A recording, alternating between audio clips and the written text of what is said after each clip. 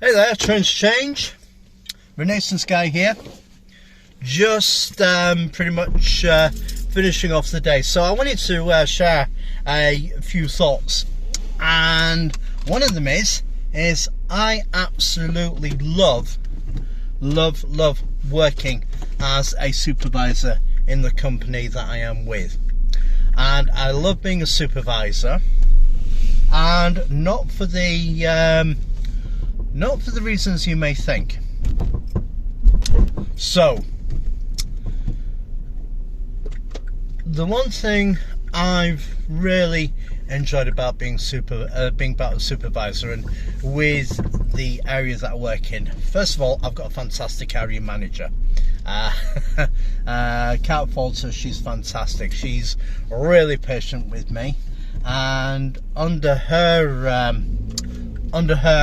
management, I've really learned a lot of things as well.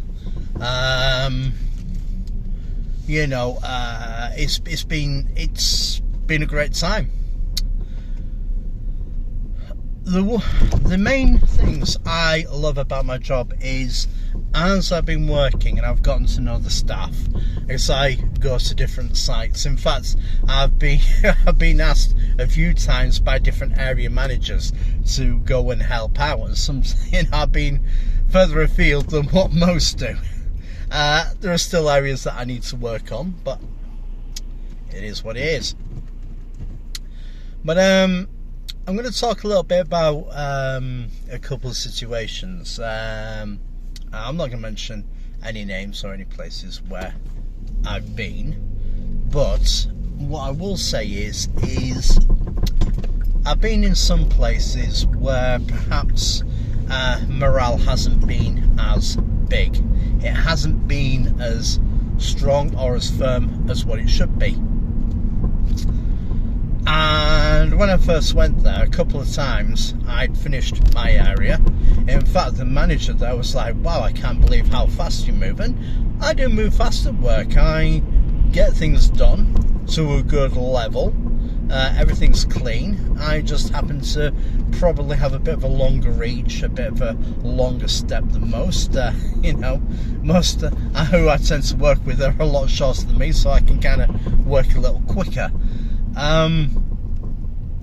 But I went around and said to the staff, "Look, is there anything I can help with?" And the usual response is, "Oh, we don't usually get help," or "We don't usually this, that, the other." And I said, "Well, I'm here." And there's been a few times where I've been to this place and they've come out smiling and talking with me, which makes me feel good, because I am earning the trust of them. And I remember we had to go in and do a deep clean, and I said to them, I said, "Right," I gathered them all together, said, "Here's the deal, this is what needs doing, anything else we can do later on when we start the deep clean. The main concern is to get the more difficult areas done so we can be prepared to do the deeper clean in the coming weeks." And I basically organised and got things sorted, and they're all like, "Wow, we don't usually do this. We don't usually have this sort of guidance, or this, sort of like, we don't really get very many people helping each other." And by the time I finished, they were all helping each other, working as a cohesive unit. And it was really great, because anything asked, I said to them, I had the former supervisor there with me. I said to them, "Any questions, come and find me as the former supervisor." One way I got their trust was when I went in. I said, "Look, ladies," when the manager was off one day, I said, "Look, ladies, here's the deal. I'm here to get things done, perhaps help out, solve any problems. But you all know what you're doing here. I'm still learning here. So I'm not going to tell you how to do your job. You already know how to do it. Just show me how to deal with certain things, and we'll work together and get things going." And that's pretty much how I do it in most places. And it's fantastic because, well, I'm not saying it's 100% perfect, you know, but it's really great because I can go to certain sites and they instantly know who I am, and it really works really well. I love the fact, I think if there's anything I've learned being in a supervisory role is this, or in any, have a genuine concern for people, a genuine concern for their well-being. It's something I had when I was a lifeguard, gym instructor, fitness instructor, personal trainer, security guard. Have a genuine regard for the people who you work with, the people who you are responsible for. I remember I'm a big fan of Dwayne the Dog Chapman, Dog's Bounty Hunter, and when he first started bounty hunting, all the bounty hunters were getting together and saying, oh, this isn't how you're doing it, this is how not to do it, all that kind of stuff. And then a couple of years later he was invited, because he had the lowest people who actually run from their bails, and he was invited to a symposium to talk and to give the details on how he did that. And I had the opportunity to work with another guy of a different denomination, and I said to him, I said, listen, here's the deal. And I said, it's from our religion, but I said, you know, when you get up to heaven and God asks you,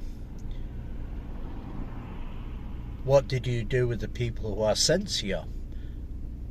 And you ask him, who did you send? And he shows the list of people that were on your property that you were there for at a particular time. What are you going to do? What's the answer you're going to give? And I think it really is the fact is you don't know who is sent to you, who you're supposed to be there for, who you don't know who has been put in your path to help grow and become more. You just don't know.